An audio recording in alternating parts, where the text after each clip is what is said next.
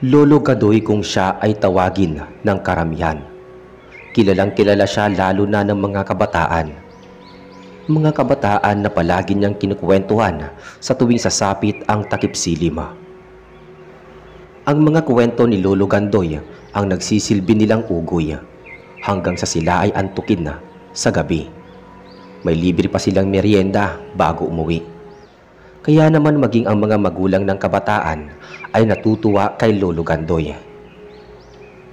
Nag-usap-usap ang mga magulang na araw-araw silang mag-aambagan upang makabili ng merienda ng mga bata. Nailalayo pa ang mga ito sa bisyo o iba pang gawaing di maganda. Isa ako sa ama ng batang suki, kumbaga ni Lolo Gandoy. Bukang bibig ng aking anak na si Alan, ang kwento ni Lolo Gandoy. 8 taong gulang pa lang siya, ngunit matindi na ang respeto at paghanga niya sa matanda. Dahil sa bukang bibig ng aking anak ang matanda, minsan ay naisipan kong samahan siya papunta sa kubo ni Lolo Gandoy. Maliit lang ang kubo subalit malawak ang lupang sakop nito. Maraming upuang tabla na sinadyang gawin ni Lolo Gandoy para sa mga bata. Nagulat pa ako dahil ang akala ko na mga batang kasing edad lang ng anak ko ang mga suki ni Lolo Gandoy. Mali pala ako dahil may mga binatilyo at dalagita din doon. Maliwanag ang buong paligid. May 5 kasera na inilaan para sa mga kabataan. Walang sweldo si Lolo Gandoy, pero kung makikita mo ang kasiyahan sa kanyang kilos at muka, ay talo pa nito ang itsura ng sumasahod araw-araw. Ayon sa kanya, nang siya ay makausap ko, mahal niya raw ang mga bata. Mga kabataan na handang makinig sa kanya, ang nakakapagpasaya sa kanya. Nasa dako na raw ng takip silim ang kanyang buhay, kaya naman tuwing takip silim din siya nag-uumpisang magkwento sa mga bata.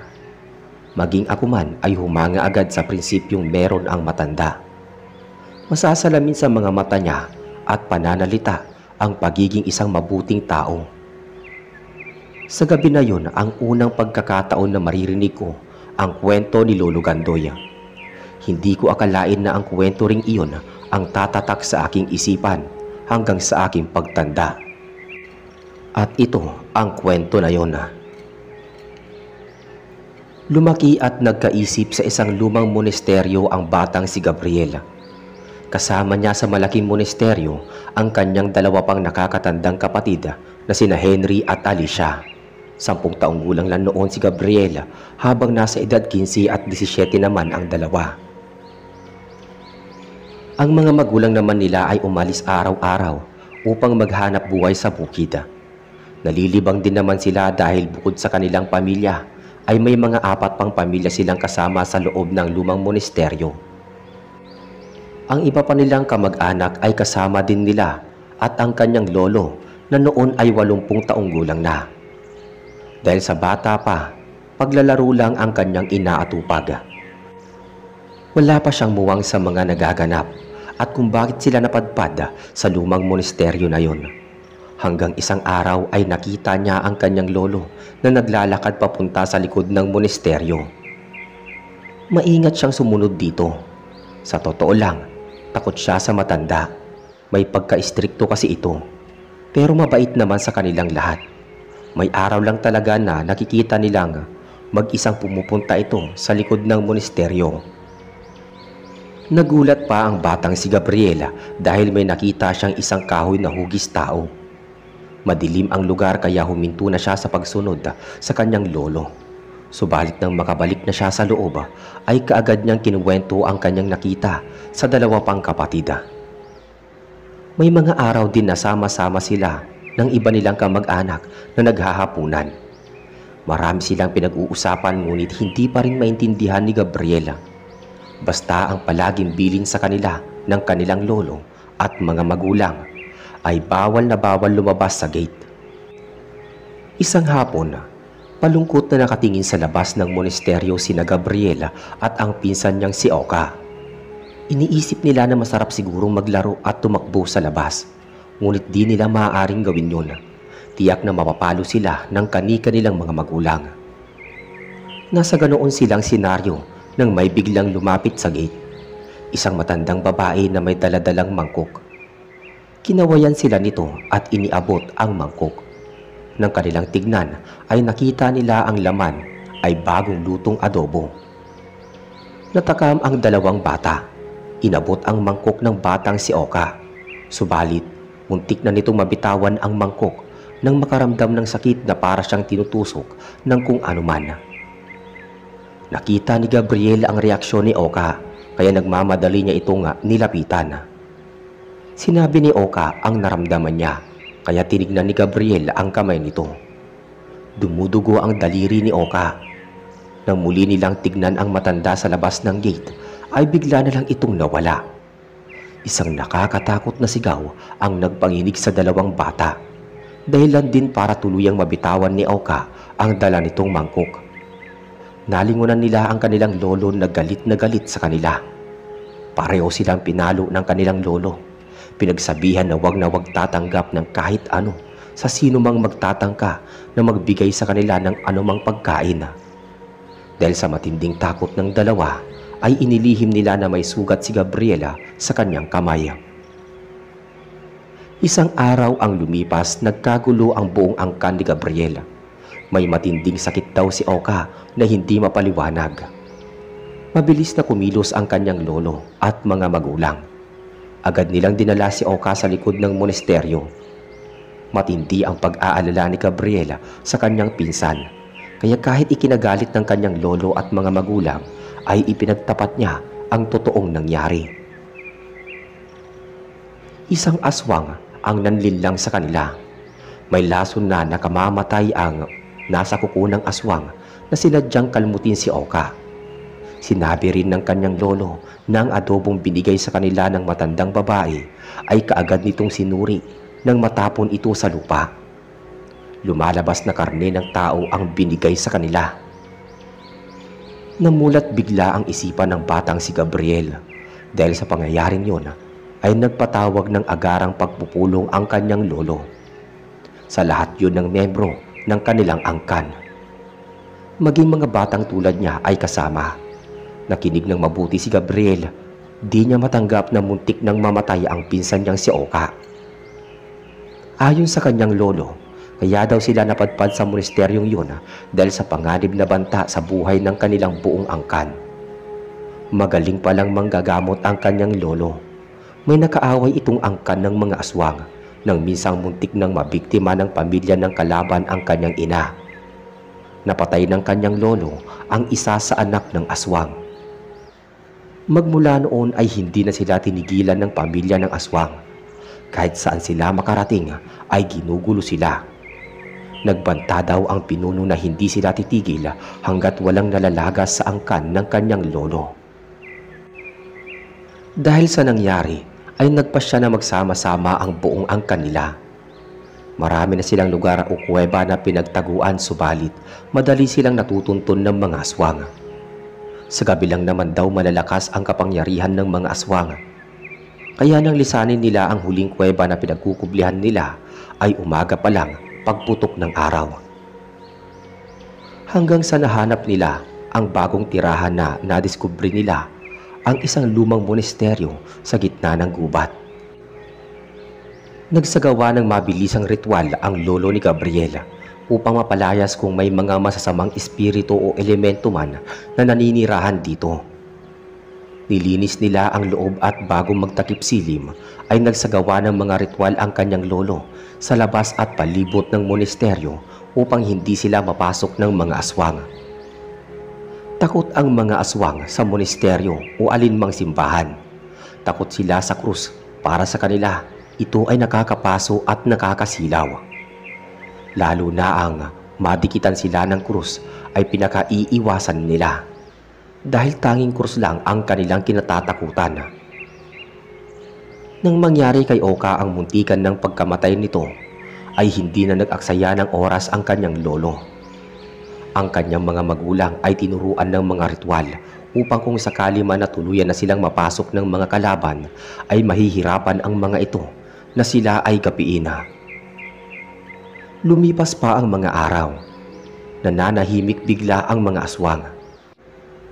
Subalit palagi nga pinapaalala ng kanilang lolo na huwag silang makampante dahil traidor ang mga aswang. Nagpapalamig lamang ang mga ito at nagpapalakas ng puwersa.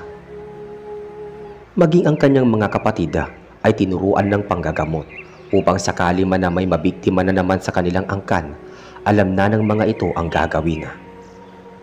Humihina na ang kanilang lolo habang lumilipas ang mga taon. Nasa tamang edad na rin si Gabriela. Isang madaling araw ay pinatawag ng kanyang lolo si Gabriel. Nasa 19 na taong gulang na siya noon. Napansin niya na umiiyak ang kanyang ina. Kinabahan bigla si Gabriel na baka may masamang nangyari sa kanyang lolo Amado. Wala pa raw ibang nakakaalam sa kalagayan ng kanyang lolo dahil yon ang bilin ng kanyang lolo na huwag munang ipagsabi sa ibang miyembro ng kanilang pamilya. Sa likod ng monasteryo siya dinala ng kanyang ina. Pagkatapos siyang ihatid nito, ay nagmamadali na itong lumabas. Naabutan niya ang kanyang lolo Amado na tila naghihingalo na. Nagpagawa pala ito ng sariling papag sa loob. Parang pinakakusina ng monasteryo ang likod nito na ginawa namang tirahan ng kanyang lolo. Doon ito nagsasagawa ng mga ritual. Inutusan ng kanyang lolo Amado ang binatang si Gabriela na maupo sa tabi nito. Si Gabriel walang tigil sa pagluha. Ramdam niya na malapit na silang iwanan ng kanilang lolo. Sinaway ito ng matanda at sinabihan na makinig sa lahat ng sasabihin at ipapagawa nito sa kanya. Inihabili ng kanyang lolo ang pag-iingat sa bawat miyembro ng kanilang angkan. Naguguluhan man si Gabriel dahil paano niya magagawa yun na isa lang din siyang normal na tao tulad ng iba. Paano niya mapoprotektahan ang kanyang buong angkan? Pinutol ng kanyang lolo ang iba pa niyang sasabihin sana. Nagulat si Gabriela nang sabihin ng kanyang lolo na sa kanya ipapamana ang kapangyarihan nito bilang manggagamot. Dahil nakita daw nito ang positibong kakayahan sa kanya. Matapang at may isang salita si Gabriel. Pantay din ito kung tumingin sa mga kamag-anak. Nakita ng kanyang lolo na kapag may away o tampuhan ang iba nilang mga pinsan, si Gabriel ang namamagitan. Wala itong kinakampihan o pinapanigan. Nasa gitna lang ito palagi at ipinaliliwanag sa mga kamag-anak na di dapat sila nag-aaway. Dahil ang tunay na kaaway ay nasa labas ng monasteryo na naging kulungan na nila ng mahabang panahon. Pagkatapos ay agad namang magbabati at magyayakapan ang mga pinsan niyang may mga tampuhan. Pinagbasihan niyo ni Lolo Gabriela na siya ay magiging responsabling pinuno at tagapagtanggol ng kanilang angkan. Dahil naghihingalo na nga ang kanyang lolo, naging sunod-sunuran na lang si Gabriela sa kanyang lolo. Ayaw niya na lalo pa itong mahirapan. Kaya nang sabihin ni Lolo Amado na lumapit siya, ay agad niyang idinikit ang kanyang ulo sa bibig ng matanda. Dasal at pagsasalin ng kapangyarihan ang ginawa ni Lolo Amado. Ibinigay din sa kanya ni Lolo Amado ang isang itim na libro at bago pa ito malagutan ng hininga, ay pilit itong isinuot sa apo ang kanyang medalyon. Nagpasukan na ang kanyang mga kamag-anak sa loob. Maririnig ang mga panaghoy at pagtangis sa pagkawala ng tinuturing nilang haligi ng kanilang angkan. Napakalaking kawalan sa kanila at matinding pagkapilay ng pamilya ang pagkawala ni Lolo Amado. Samantala, sa labas ng monasteryo ay masayang-masaya na nagdiriwang ang grupo ng mga aswang. Tila isang napakagandang awit ang naririnig nilang pagtangis ng mga miyembro ng angkan ng mortal nilang kaaway. Inisip nila na madali na nilang magagapi ang naiwan nitong angkan. Kaya naman binigyan muna nila ng panahon ang mga ito upang magluksa. Masaya nila nga nilisan ang lugar. Walang kamalay-malay ang mga aswang na sa isang kubling sulok ng monasteryo ay malaya silang nakikita at napapanood ni Gabriela. Nakakuyom ang mga kamao nito at nangangalit ang mga bagang. Isinumpa ni Gabriela sa bangkay ng kanyang lolo na walang sino man sa angkan nila ang hahayaan niyang masaktan. 3 araw nilang ibinurol si Lolo Amado sa loob ng monasteryo na rin nila ito inilibing. Pagkatapos ay binigyan pa ni Gabriel ng ilang araw ang mga kamag-anak upang magluksa at makapagpahinga. Lumipas pa ang ilang linggo. Halos gamay na ni Gabriel ang mga dapat pa niyang matutunan na nilalaman ng libro. Ganon din ang mga ritual na itinuro sa kanya ng kanyang namayapang lolo. Sa umaga, batid niyang mahina ang kapangyarihan ng mga aswang. Sa araw ay sinasamantala nila ito. Mga lalaki miyembro ng kanilang angkan ang kasama ni Gabriel na nangunguha ng pagkain at mga kawayan na gagawing pananggalang sa mga aswang. Ang mga kababaihan naman ang natitira sa monasteryo. Bawat isa ay may kanya-kanyang tungkulin. Iniiwasan nila na makalapit sa gate ang mga kabataan. Dahil sa kapangyarihang taglay ni Gabriel, nakakalabas siya ng monasteryo kahit gabi. Naririnig ang usapan at plano ng mga aswang at nakikita niya ang pag-aaligid ng mga ito. Dahil sa pagkainip at kawalan ng pag-asa ng mga aswang, ay nagplano na ang pinuno na salakayin ang loob ng monasteryo. Hindi na nag-aksaya ng panahon si Gabriel. Pinulong niya ang buong angkan niya na nagbabalak ng salakayin sila ng mga galit na aswang. Matinding takot ang naramdaman ng bawat isa, lalo na ang kanyang ina at mga tiyahin. Iniisip ang kaligtasan ng mga bata. Umaga pa lang ay niyaya na ni Gabriel ang ama, kapatid at iba pang kalalakihan sa pamilya. Palihim nilang pinatulis ang mga dulo ng kawayan. Pagsapit ng takip silim, kailangan nilang magmadali na ikabit sa bawat sulok ng monasteryo ang naturang kawayan. Aakalain ng mga aswang na simpleng bakod lang ang mga ito.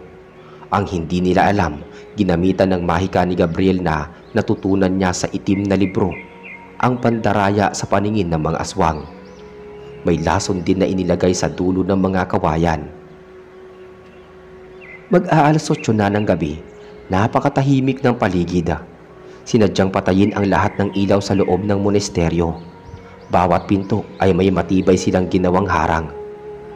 Ang mga kababaihan at mga kabataan ay sama-sama sa iisang kwarto. May kanya-kanyang hawak na armas. Pinaghandaan nila ng husto ang gabi na yun. Magkakahiwalay ang mga kalalakihan na nagbabantay sa bawat sulok ng monasteryo. Walang kamalay-malay ang mga aswang na napaghandaan sila ng angkan nila Gabriela. Nagdiriwang pa nga ang iba nilang pamilya at buong akala nila na sa gabing yun ay magpepiesta sila sa katawan ng kalabang angkan. Mag-aalas 11 na ng gabi, nagdatingan na ang iba pang aswang. Nag-uumpukan sila sa harapan ng monasteryo sa labas ng gate. Madilim man ang loob ng monasteryo, para sa mga aswang ay mas maganda at pabor sa kanila. Samantala di nila alam na habang nagpaplano sila kung papaano sasalakay sa loob, pagpatak ng alas 12, dinig na ni Gabriel ito dahil nasa kabilang bakod lang siya ng gate kung saan naghahanda na ang mga aswang sa pagsalakay. Pagkapang siyang bumalik sa loob ng monasteryo, ilang segundo na lang alas 12 na ng hating gabi. Isang sinyalis lang ng pinuno ng mga aswang, sabay-sabay nang nagpulasan ang mga miyembro at pinaligiran ang buong monasteryo at bawat isa ay nagmamadaling pasukin ang loob. Matagal na panahon nilang hinintay ang pagkakataong yon, kaya naman sabik na sabik silang madurog ang angkan ng kanilang mortal na kaaway. Mula sa isang bahagi ng monasteryo ay biglang nagliwanag. Makikita ang kabataan na nagtatakbuhan na tila naglalaro. Naagaw ang pansin ng karamihan sa mga aswang. Sabik na sabik sila sa laman ng bata. Bahagya pang bumukas ang bintana. Naglalaway at galit na galit ang mga aswang. Di agad nila mapasok ang loob. May mga nakaharang na bakod ng kawayan. Dahil sa pagkasabik ay nag-usap-usap ang mga aswang na sabay-sabay nilang sisirain ang mga bakod. Pagkatapos ay agad na pupuntahan ang mga bata. Napansin ng ilang aswang ang tambak na kahoy panggatong sa ibabang labas ng monasteryo. Inisip nila kung para saan ang mga yon, ngunit binaliwala na lamang nila. Wala silang kamalay-malay na patibong lang ang mga bata.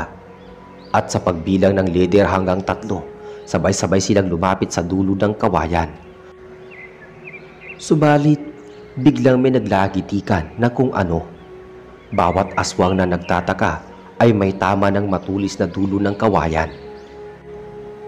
Labis na ipinagtaka ng ibang aswang na nakaabang lang sa mga susunod na mangyayari. Nanlaki ang kanilang mga mata nang isa-isang nagbagsakan sa lupa ang mga kasamahan nila. At nang kanilang tignan at suriin ang katawan ng mga ito, napagtanto nila na sugatan at malubha ang lagay ng mga miyembro. Sumigaw ng malakas ang pinuno ng patibong. Huwag daw lalapit sa kawayan dahil may patibong. Subalit huli na ang lahat dahil karamihan sa kanila ay sugatan na. Halos mga lahati ang bilang ng mga aswang na namatay at sugatan. Nagdeklara ng pag-atras ang pinuno upang isalba ang buhay ng mga kasamahan. Ngunit bago pa sila makatakas ay sinamantala naman ng grupo ni Gabriela ang kanilang pagkataranta. Pinaulanan sila ng mga sibat na may mga lason ang dulo. Halos malipol ang natitira pang mga aswang. Galit na galit ang kanilang pinuno at nagsisigaw. Nagbanta ng mas matinding ganti, ngunit huli na ang lahat dahil bigla na lang gumulong ang ulo ng pinuno. Si Gabriela nakalabas na pala ng gate ng monasteryo. May ilang aswang ang tumatakas kahit sugatan na. Hinayaan na lang ni Gabriel dahil alam niya sa matinding lason na inilagay nila sa kawayan, tiyak na sa daan pa lang ay matatapos din ang buhay ng mga to. Lumabas na rin ang iba pang miyembro ng angka ni Gabriela. Gumawa sila ng apoy gamit ang mga kahoy panggatong na nakatambak sa labas ng gate. Lumiwanag ang buong paligid sa labas at isa-isang inihagis sa naglalagablab na apoy ang pamilya ng mga bangkay ng aswang. Mula sa gate ay nagtungo si Gabriel kung saan nila inilibing ang kanyang lolo Amado.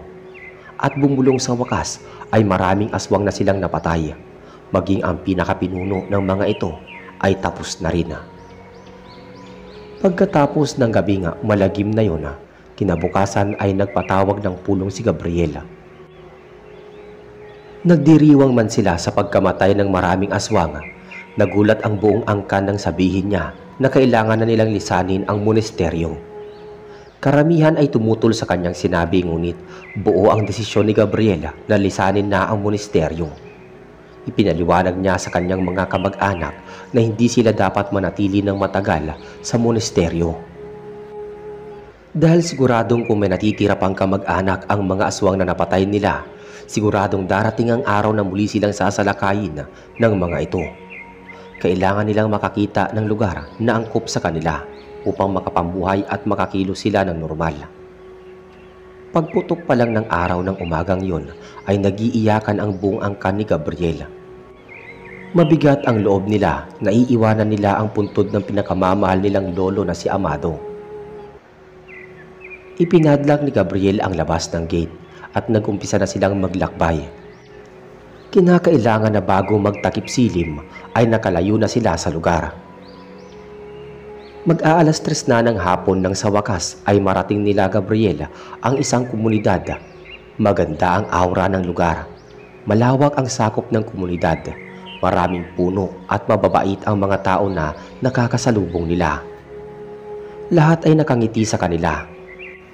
May pagtataka man sa mga mata ng mga tao dahil parang isang barangay na yata ang bilang ng angkan ni Gabriela. Hinanap nila ang kapitan ng lugar. Pagkatapos ay kinausap niya ito ng masinsinan. Ipiniliwanag ng binata na nasunugan sila, kaya naghahanap sila ng bagong tirahan. Humiling si Gabriel na baka may nagbebenta ng lupa sa lugar. Sila na lang ang bibili at doon mag-uumpisa ng bagong buhay. Nagkatinginan ang lahat ng kanyang kamag-anak. Iisa ang nasa isipan nila, saan sila kukuha ng malaking halaga para maipambili nito. Isang ektaryang lupa ang ibinenta ng kapitan. I-welcome din sila nito at ipinakilala sa lahat ng taong naninirahan sa lugar. Walang pagsidlan, ang saya ng buong angkan. Sinabi na Gabriel na ang perang ipinambili niya sa lupa na 1 ektarya ay bigay ng kanilang pinakamamahal na si Lolo Amado. Mahabang panahon daw nitong inipon ang pera at ibinilita din ni Gabriel na ang natitirang salaping hawak niya ay paparti-partihin sa bawat pamilya upang makapag-umpisa ng sari-sariling buhay. Masayang masaya ang lahat nang magkakasama pa rin sila ng angkan nila dahil ang lupang pagpapatayuan nila ng kani-kanilang bahay ay iisa. Mula sa kanitatayuan ni Gabriela, may napansin siyang kulay puting usok di kalayuan sa kanila. Unti-unting naghugis tao ang usok. Pumatak ang luha ng binata nang makita ang kanyang lolo na nakangiti na para bang sinasabi nito na hindi siya nagkamali sa pagpili kay Gabriel upang pamunuan at pangalagaan ang kanilang angkan. Lumipas ang mga taon na nakilala ni Gabriel ang maganda at mayuming dalaga na anak ng kapitan. Di naglaon ay niligawan niya ito at kaagad naman siyang sinagot pagkalipas ng 2 taon na. Dahil sa tagal ng pag-aantay ng binata, nasagutin siya ni Sheila, ay agad niya itong niyaya na magpakasal. Tuwang-tuwa ang kapitan. Mabilis man ang pangyayari, batid niyang nasa mabuting kamay ang kanyang kaisa-isang anak. Subalit tulad ng kasabihan na hindi lahat ng oras at pagkakataon ay aayon sa iyo. Isang napakalungkot na pangyayari ang naganap sa buhay ni Gabriel. 7 buwang buntis sa kanilang panganay ang kanyang asawang si Sheila nang maaksidente ito sa sinasakyang jeep at agad ding namatay. Tumigil ang ikot ng mundo para kay Gabriela. Hindi niya matanggap o kahit ng kanyang isipan na sa isang iglap ay wala na ang kanyang mag-iina. Nagluksa ang buong baryo at buong angkan ni Gabriela. Hindi nito magawang umiyak. Nakatulala lang ito sa kawalan. Awang-awa sa kanya lahat ng mga taong naroon. Unang gabi ng burol ng kanyang mag-iina. Parang walang pakialam si Gabriela. Ni tumingin sa kabaong ng asawa ay hindi niya ginagawa. Isinarado niya ang kanyang isip at puso para sa lahat. Maya-maya pa pumasok na siya sa loob ng kwarto nilang mag-asawa. Matutulog na sana siya nang biglang may tumapik sa kanya. Ang kanyang Lolo Amado. Nakatayo ito sa likuran niya, malungkot na malungkot. Bumalikwas ng bangon si Gabriela at sabik na niyakap ng mahigpit ang matanda. Nag-umpisa nang magsalita ang kanyang lolo, kaya nakinig siyang mabuti tulad ng dati. Nagugulat si Gabriel sa mga lumalabas sa bibig ng kanyang lolo. Bakit parang tumatalab sa kaibuturan niya ang mga binibitawan nitong salita? Ang sabi ng kanyang lolo, walang permanente sa mundong ito. Lahat kumukupas, lahat ng tao mamamatay. Ang buhay ay maiksi lamang, kaya dapat natin sulitin ang mga araw na nakakasama ang ating mga mahal sa buhay. Bawat tao ay may kanya-kanyang kandila na sa bawat segundo ay nababawasan ang haba nito. Hindi basihan kung sino ang unang nagsindi ng kandila o sino ang nahuli, dahil kusang mamamatay ang sarili nitong sindi. Kapag nagpasya ang may likha na ihipan ang kandilang sinindihan, ibig sabihin nun hanggang doon na lang ang buhay mo, handa ka man o hindi. Biglang nawala sa tabi ni Gabriel ang kanyang Lolo Amado matapos nun. Nagulat ang lahat ng nakikipaglamay nang malakas na sumigaw si Gabriel sa kwarto nito. Tumakbo ang kanyang mga magulang at kapatid upang tignan ito. Kitang-kita nila ang sakit at pait sa mukha ni Gabriel nang isigaw ang pangalan ng kanyang asawa at anak. Dahan-dahan itong humakbang palabas ng kwarto. Lahat ng taong naroroon ay nakatingin sa kanya. Naiiyak ang karamihan.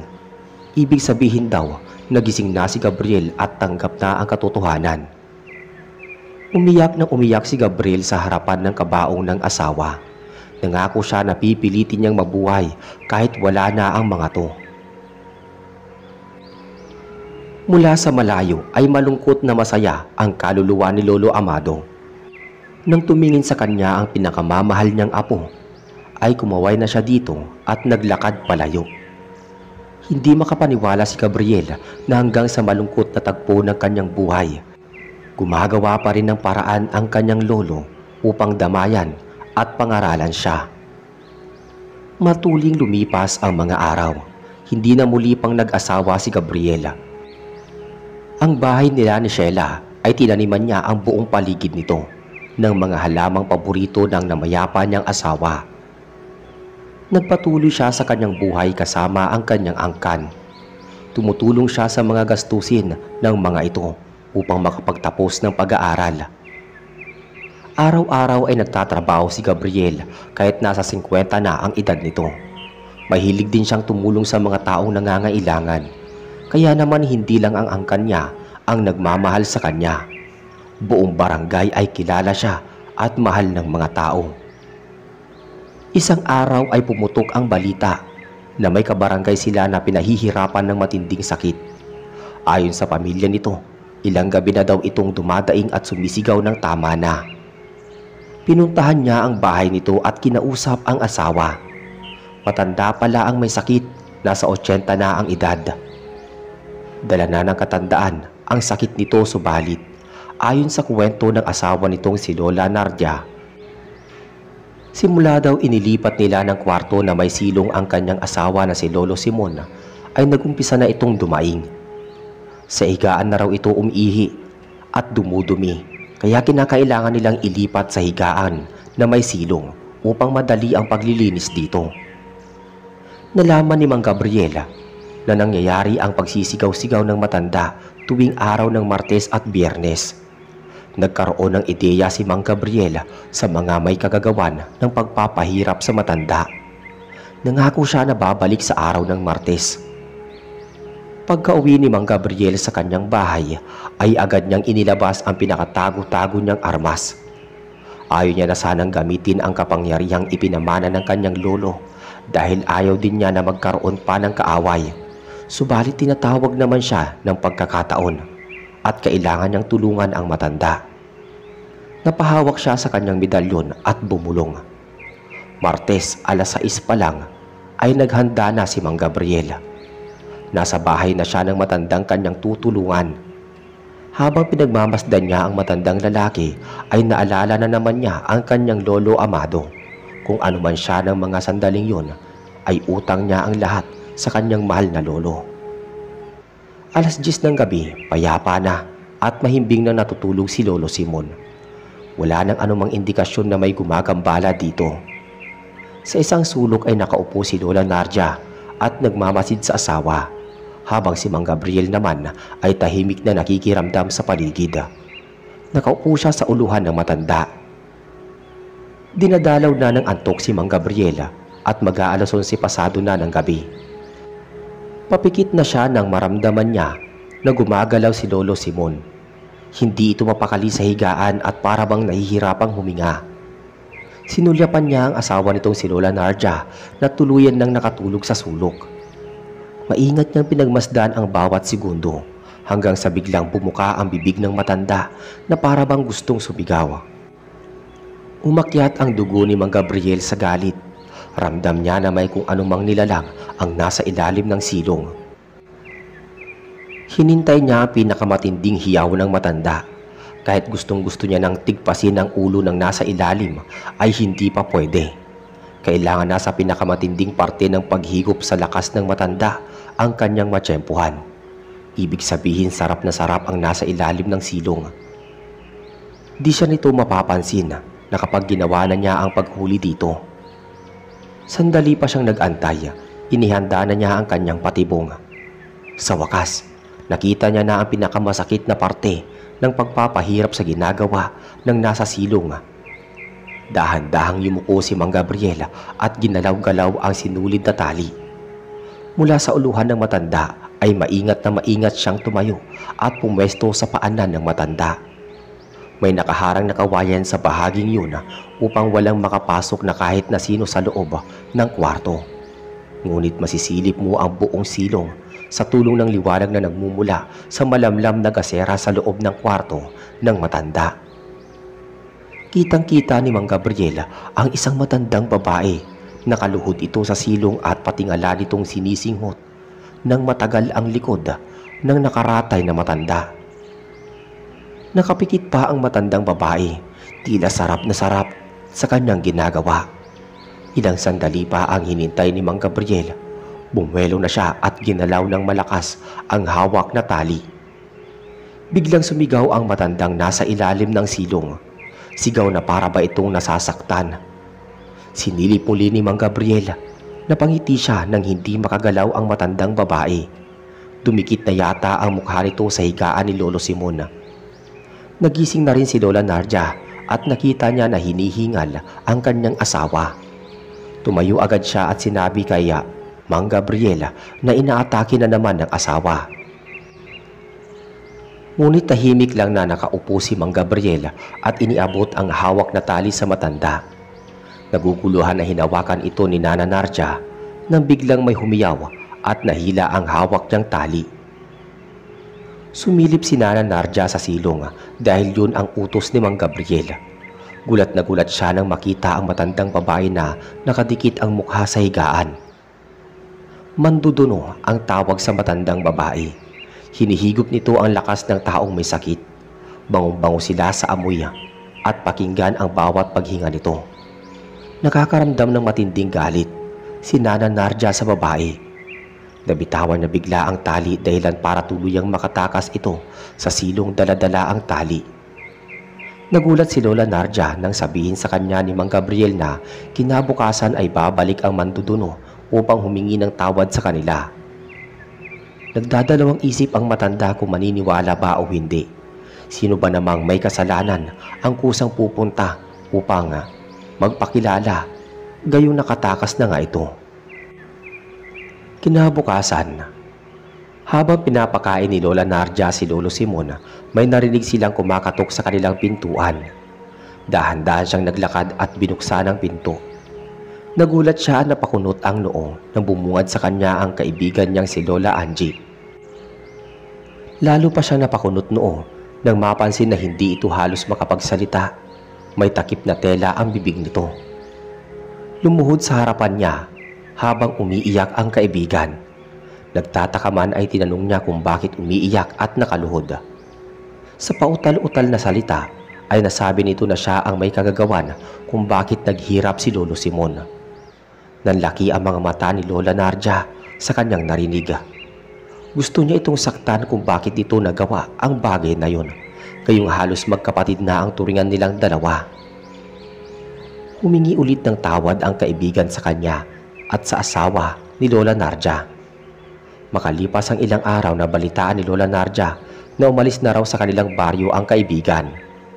Nalungkot siya sa balita ngunit tama lang yun, baka makapambiktima pa ito ng iba pa nilang kababaryo.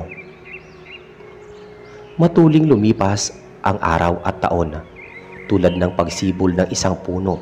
Sa paglipas ng mahabang panahon, dumating na rin ang pagtanda sa katauhan ni Lolo Gandoya. Hindi man naging kompleto ang kanyang naging buhay. Masaya na siya na marami na siyang natutulungan. Ibig sabihin naging makabuluhan pa rin ang kanyang karera sa mundo. Masaya na siyang nakakahalubilo araw-araw ang mga kabataan na naging parte ng kanyang buhay. Masaya siyang hahantukan ng iba't ibang kwento na may mga aral pang mapupulot ang bawat bata na handang makinig sa kanya at sa mga kwento niyang pampatulog sa mga ito. Mr. Narrator, matapos kong marinig ang kwento niya, napaiyak lahat ng kabataan, kabilang ang anak ko at pati na rin ako. Nang sabihin ni Lolo Gandoy na si Lolo Gabriel at siya ay iisa. Napakaganda ng kwento ng buhay ng isang matanda. Natatatak sa isipan ng mga kabataan at maging ako man, masasabi ko na kahit kailan ay hindi ko makakalimutan habang ako ay nabubuhay.